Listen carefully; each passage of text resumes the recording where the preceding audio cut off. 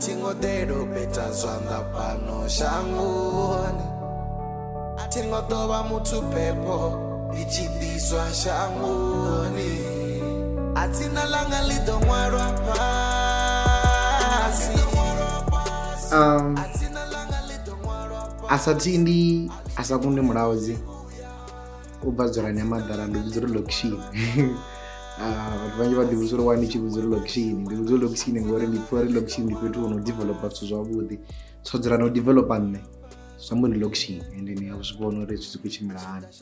So ndotomuimba nga 2013 ndiye ndikotomuimba ndo influence wanga munibva wanga anabidzupi CLB Mdau maki wanga straight anyway imurotomaenda recorder obodo mwana pasi. So ndichitomuimba ndotitoimba ngori mumwe namumwe wakuimba ndori ndasatotopfindia ndikudzori ndimunyango pamuimbi kana ndachitama uri mini mara ngondiori ndopana munhu mumwe wakuimba 2013 ngomure pabanji pakuimba. So nditomuimba nane ndichiringedzana vanhu richiridzi chamudzi muchikomfavor zvikontendera ndiapo enda tomuimba nga 2013. Ubva hapo ndari ndichipezoimba CLB Mdau ndaweranyana took a break nyana maybe from 2013 up until 2017 somewhere there. Ndapo ndichitangana na Mudau R1 ndotoma na Mudau CLB ndakatakwa na Mudau R1 ana chigwada chacho chinozi BRE yayoimira Best Rappers Entertainment. Ndotangana naye nganzira yori oba achidzora tsina makadzi wanga mhando makadzi wanga muna ingini imba mhando noenda parimbo rwanu.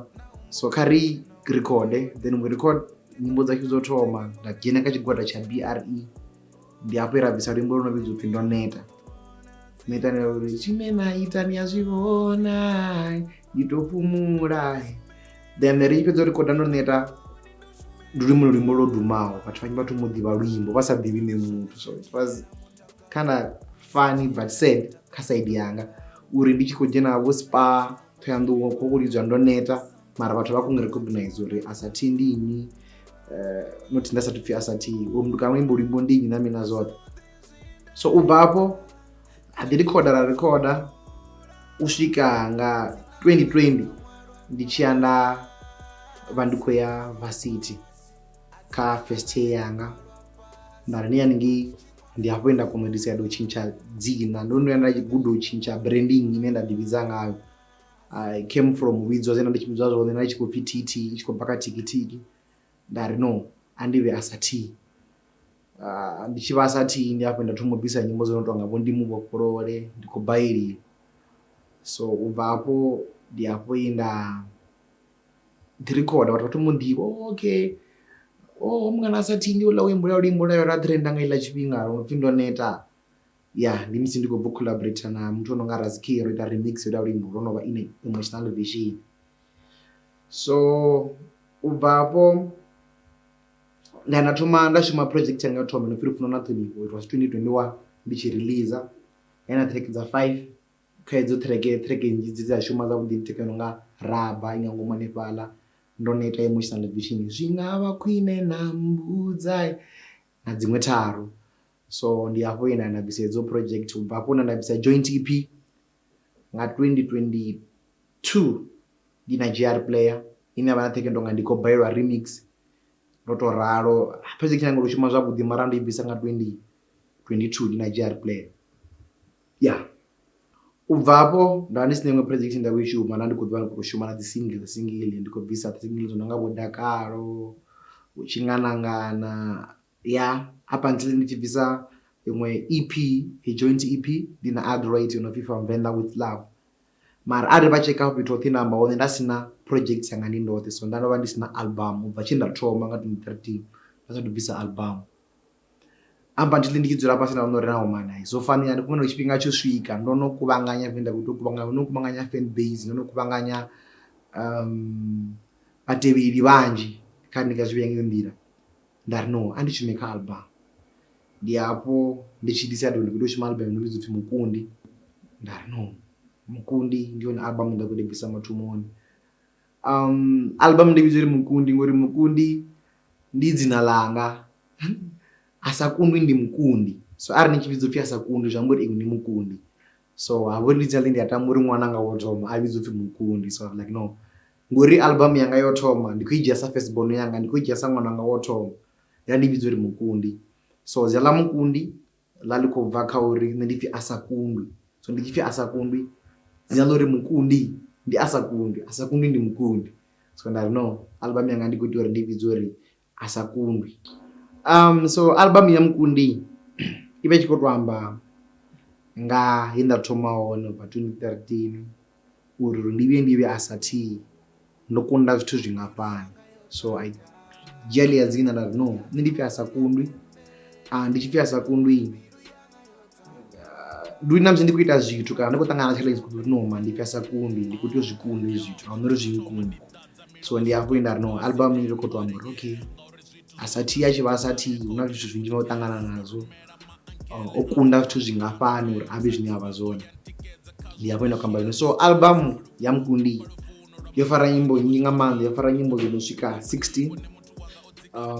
Dzine kha hedzo nyimbo ho dominator nga maanḓa love song. Ndo decide uri okay man, nṋe vhathu vha tshi nḓivha vho nḓivha ndi khou imba dzi love song. Love song ndi musi ndo khatha nyimbo dzoṱhe dzine dza khou amba nga lufuno, ndi sa eda nyimbo dza musi muthu o vhaisala kana a madakani ya lufuno. So ho dominator nyimbo dzine dza vha dzi khou amba nga lufuno nga maanḓa, ngori ndi hone he vhathu vhanzhi vha ndi recognize ngauri houḽa muthu kana imba nyimbo dza lufuno ende zwa lufuno ndi zwine vhathu vha khou tou zwi kona u amba ngazwo. So kha album I think ri ḓi tou vha na track dzine dza tou vha not more than 5 tracks dzine a dzi ngo tou amba nga lufuno, mara 70% or let me say 85% ya track dzine dza vha kha iḽa album dzi vha dzi tshi khou amba nga lufuno. So ndi kha album ya Mukundi ine khayo ho dominator nga maanḓa track dza lufuno. So kha i album ya Mukundi ndo shuma na producer dzo fhambananaho nga maanḓa. Ndo shuma na vhathu vho no tonga vho CVK Instrumentals. CVK Instrumentals ndi oḽa muna u producer ndi khou baeliwa, ndi Mbofholole Dakalo, Maanḓa Manzhi, Tshinganangana. Almost nyimbo dzanga dzinzhi dzi vhathu vha nḓivha ndi tshi pfhi asathi, ndi tsho mbo ḓi introducer sa asathi dzo produciwa ngaye. Ndo shuma na Vule C4, vhathu vhanzhi vha ḓivhela Vule C4 tshi mu ḓivhela amapiano, mara no o shuma na kha i album yanga ine ya si amapiano. Ndo shuma na Top Channel o fara almost mixing and mastering dzoṱhe na dzi beat dziṅwe kha ḽa project dzo farwa nga Top Channel. Ndo shuma na vhana vha no tonga vho Jax Beats ndi muthu kana wanga u blind vha ḓo mu pfa o fara nyimbo dzo no swika 2 hafha kha album. U bva afho nda shuma na vhana no nga vho Sky Captain from Original Panda Records, you know what it is. So u recorder studio chawo almost nyimbo dzo vhalaho hanefhaḽa nga ngomu, producer na dziṅwe dzi beat. Ndo shuma na Benji vha mu vhidza Magic Touch from u bva Nzhelele, ndo shuma naye kha iḽa Thandela. Ndo shuma na muṅwe no nga Stambo from Money In, Original Panda Records, naye ro shuma naye kha album. Vha tshika ndo amba producer dzo no swika 7 dzine dza vha kha album nthihi dzine ndo shuma nadzo. Ro shuma na muṅwe no nga Embrace Music, ro shuma na muna Embrace kha ri vhaṅwe ndo vha hangwa ngori yo vha mutingati ende ro recorder track dzo fhambana. So na vhaṅwe vhanzhi ro shuma na vhone fhaḽa kha iḽa Thandela ine vhidzwa upfhi Mukundi. Ri tsheka mafhungo a dzi features kha track list hafhaḽa kha album. Kha track yo thoma na mukano no pfhi Gundo, The Poetry Machine o fara track yo thoma ine yavha ya Tshirendo. Ra dovha ra shuma na muna no tonga Batondi. Ndo shuma na Mizofil kha Thandela. Ndo shuma na Top Channel futhi kha dzi features. Ndo shuma na Sky Captain, ndo shuma na Racha Kill, ndo shuma na Crazy Fraser, ndo shuma na Mr Wheezy, ndo shuma na TLF Tendo, ndo shuma na Prefix, ndo shuma na Romeo the Great White, nda shuma hafhu na GR Player kha Thandela. Ndi vhathu vhane ndo shuma navho. Ndo shuma na Kingman, ndi Musanda all the way from D Town, u bva ningo nda bva hone. So ndo shuma navho vhathu vhanzhi nyana. Ndi Sangwe the Godo, Metro CMG navho ndo shuma navho kha Thandela ya Mukundi. So vha tsheka vhaṅwe uri almost ndo shuma na vhathu vhoṱhe vhunzhi havho ndo shuma navho. Ndo shuma na Road Kid Venda, ndo shuma na Cool Fellow, Ndi tshi khou shuma na hii album ya Mukundi dzo vhuya nga maanḓa ngori dziṅwe dza dzi nyimbo dzo dzi recorda from 2022 fana luimbo lune lwavha it was a lead single ro no bva ono uḽa kule nga 2022, nyimbo yo ntwa nga Inda feature Crazy Fraser. I went from the second shuma ubva 2022 dzo vhala man track, so dzo vhuya nga maanḓa. Ho vha na masiku manzhi ane a u ngo eḓeliwa, ho vha na maḓuvha manzhi ane ro misa zwithu zwinzhi zwa vhutshilo, it's just sacrificing for this album uri i vhe nga nḓila ine ya khou tea u vha ngayo. Khou zwi humbula musi ndi tshi khou tea uri ndi bve hayani nga vhu 12 ya masiari, 12 ya matsheloni ndi ya masiari, nda ya Original Panda Records. I recorda from 12 1 2 3 4 nda ya nga vhu ma 3 madautsha ri khou shuma vhone ḽo ḓuvha u shuma luimbo luthihi because nyimbo dzinzhi a khou ḓi thoma from scratch, ri khou dzi thoma from beat panga dzi vocal. We have to decide uri ri khou feature nnyi kho luimbo na mina zwoṱhe, so dzo vhuyesa. Ro vha na masiku manzhi na ri ngo eḓela na tshifhinga tshinzhi tshine ro vha ri khou tshi fhedza nga maanḓa ri khou ita album ngori havha tshifhinga tshifhinga tshine gigi dzi tou thoma na ine ḓo ri songo tamba vha songo zwi vhona uri perform songo tambiwa ngori muthu o bva a tshi khou ri kwa studio ḓo hayani a tamba, mara tshifhinga tsha ri dia ri studio ha tea u sokou ri khou ambara zwine zwa khou ambara uri ri ye u performa, hu dovhe u vhuiwe studio futhi u fhedzise u recorda u kone u iwa hayani. So ndi nga ri a longo vha lwendo lwo leluwaho ngori nda khou tea uri ndi make sure ndi album yanga yo thoma, so ndi khou tea u make sure uri ndi ndo bvisa zwithu zwine vhathu vha ḓo fushea ngazwo. Kharali upfhi nkolo dzhena in details kha track a thi nga ḓo kona u tou amba dzoṱhe, mara ndi ḓo fara maybe track dzo no swika 5 kha album. Na track yo thoma ine ya tou vha tshirendo tshi itwa nga Gundo the Poetry Machine, ipfhi Mukundi. Ndi na malabidzo ane track number 1 ipa title track ati Mukundi. Hei track ine ya vha Mukundi ndi track ine ya vha i khou tou khoḓa muambo uri asathi na ni khou zwi ita no kunda 1 2 3 4 uri ni vhe zwine havha zwone. Ra dovha ra ya kha iṅwe track ine ya phala kha track ipfhi Dzina. So hei track no pfhi Dzina i vha i khou tou amba uri dzina langa ḽi khou tea u ṅwalwa fhasi musi ndo no ṱuwa shangoni, ndi nga nḓila i khou tou explain uri okay ndi ḓo make sure kana ndi ḓo lwa nga nḓila dzoṱhe ngori a no mutare perfect uri ndi tshile vhutshilo vhune musi ndi tshi amba dzina ḽanga ḽi songo vha ḽi na ḽo tshilwa matope kana ḽi na zwiṅwe zwithu zwivhi zwi nga ḓivha hone, mara ndi ḓo make sure uri ndo minute hu vhe zwivhuya. Mara vha na iṅwe track ine nda i funesa fhaḽa kha album ino vhidziwa upfhi Na Ya Nalo. Ndi track ine na ndo feature Kingman Nsanda all the way from Jerani D-Town Lokishini. Ine yo track yo khou tou amba uri na nga ḓuwa vhutshiloni yanga zwi ḓo mbaisa, so ndi khou tou vhudza mufunwa wanu uri hey madam vha ro ṱuwa vhutshiloni yanga vhutshilo hanga nga fanela ro thoma, so zwi ḓo mbaisa. Na Ya Nalo havha na track ine i funeswa nga vhathu vhane nda i funa mara ndi i funesa inopfhi a zwi nga fani na zwa kale ndi songo vhuya na ḓidina. Track ine vhathu vhanzhi vha i funa i khou tou amba uri no visharp ra nga vhuyela na i lufuno ri kha ḓo fana na lwa kale, a zwi nga fani na zwe ra thomisa zwone, a zwi nga fani na musi ndi tshi thoma ni vhona kana ri tshi thoma u ṱangana.